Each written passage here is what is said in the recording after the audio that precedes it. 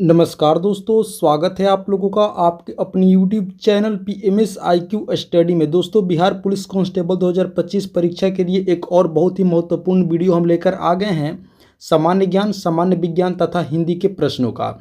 आइए दोस्तों, वीडियो को शुरू करते हैं और देखते हैं आज का अति महत्वपूर्ण प्रश्नावली वीडियो।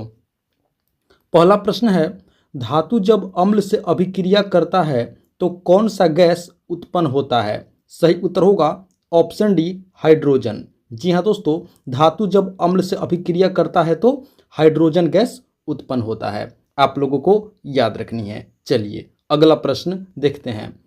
अगला प्रश्न है, टीक रोग किससे संबंधित है? सही उत्तर होगा ऑप्शन डी, मूंगफली से। जी हाँ दोस्तों, मूंगफली के फसल में टीक रोग लगता है। आप लोगों को याद रखनी है। सही उत्तर होगा ऑप्शन डी, मूंगफली। चलिए अगला प्रश्न देखते हैं।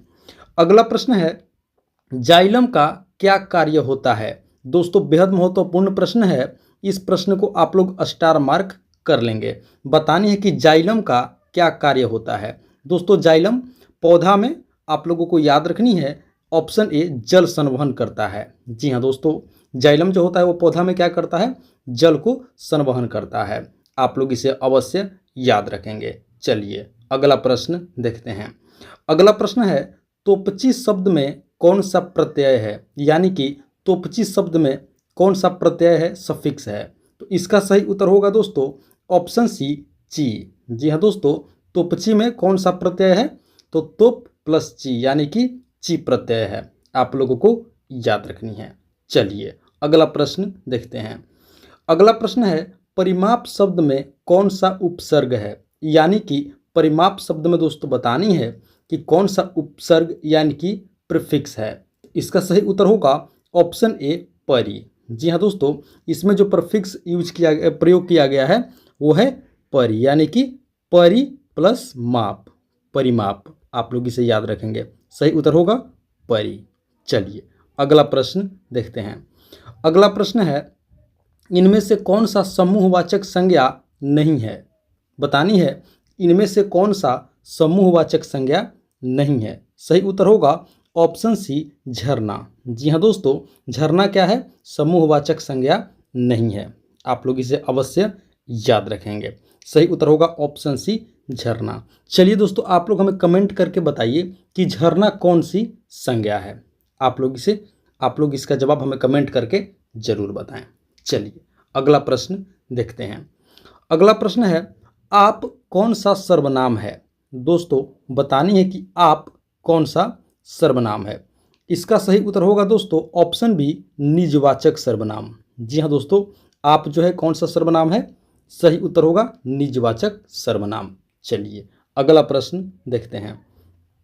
अगला प्रश्न है, सब्यसाची निम्न में से किसका पर्यायवाची शब्द है? इसका दोस्तों सही उत्तर होगा ऑप्शन बी, अर्जुन का। जी हाँ दोस्तों, अर्जुन का सब्यसाची पर्यायवाची शब्द है। चलिए अगला प्रश्न देखते हैं। अगला प्रश्न है, भारत की पहली रेलवे टर्मिनस कौन सी है? बतानी है दोस्तों कि भारत की पहली रेलवे टर्मिनस कौन सी है। सही उत्तर होगा ऑप्शन बी, बोरी बंदर। जी हाँ दोस्तों, भारत की पहली रेलवे टर्मिनस का नाम है बोरी बंदर, जो महाराष्ट्र में स्थित है। इसे आप लोग दोस्तों याद रखेंगे। ये चारों टर्मिनस महाराष्ट्र का ही है, बांद्रा टर्मिनस, बोरी बंदर, छत्रपति शिवाजी टर्मिनस और ठाणे रेलवे स्टेशन। लेकिन भारत की पहली रेलवे टर्मिनस कौन सी है? तो सही उत्तर होगा ऑप्शन बी, बोरी बंदर। चलिए अगला प्रश्न देखते हैं। जीएसटी लागू करने वाला भारत का पहला राज्य कौन सा है? बतानी है दोस्तों कि जीएसटी लागू करने वाला भारत का पहला राज्य कौन सा है। सही उत्तर होगा ऑप्शन सी, असम। जी हाँ दोस्तों, गुड्स एंड सर्विस टैक्स लागू करने वाला भारत का पहला राज्य असम है। चलिए अगला प्रश्न देखते हैं। अगला प्रश्न है, ईस्ट के द्वारा शर्करा का अल्कोहल में बदलना क्या कहलाता है? बहुत महत्वपूर्ण प्रश्न है दोस्तों। बतानी है कि ईस्ट के द्वारा शर्करा का अल्कोहल में बदलना क्या कहलाता है। सही उत्तर होगा ऑप्शन ए, किण्वन। जी हाँ दोस्तों, ईस्ट के द्वारा शर्करा का अल्कोहल में बदलना किण्वन कहलाता है। आप लोग इसे याद रखेंगे। किण्वन के द्वारा ही दोस्तों अल्कोहल प्राप्त किया जाता है। चलिए अगला प्रश्न देखते हैं। अगला है दोस्तों, ऊतक जो पौधों में जल परिवहन में मदद करता है क्या कहलाता है? दोस्तों अभी हमने इसी वीडियो में पढ़ा कि वह ऊतक है जो पौधों में जल परिवहन में मदद करता है। कौन सा ऊतक है? सही उत्तर होगा ऑप्शन बी, जाइलम। जी हाँ दोस्तों, जाइलम का काम है पौधों में जल संवहन करना, परिवहन करना, जल को पौधों में पहुंचाना। चलिए अगला प्रश्न देखते हैं। हिमालय के सबसे दक्षिणी भाग को क्या कहा जाता है? दोस्तों इसका सही उत्तर होगा ऑप्शन ए, शिवालिक। जी हाँ दोस्तों, हिमालय के सबसे दक्षिणी भाग को क्या कहा जाता है? शिवालिक कहा जाता है। चलिए अगला प्रश्न देखते हैं। अगला प्रश्न है, एक आदर्श ईंधन वह है जो, बतानी है दोस्तों कि एक आदर्श ईंधन कौन सा है? सही उत्तर होगा जो सस्ता हो, कम प्रदूषण फैलाता हो, उच्च ऊष्मीय मान वाला हो। अर्थात हमारा सही उत्तर हो जाएगा उपर्युक्त में सभी, ऑप्शन डी। एक आदर्श ईंधन वह है जो सस्ता हो, कम प्रदूषण फैलाता हो, उच्च ऊष्मीय मान वाला हो। तो हमारा राइट आंसर होगा ऑप्शन डी, उपर्युक्त में सभी। चलिए अगला प्रश्न देखते हैं।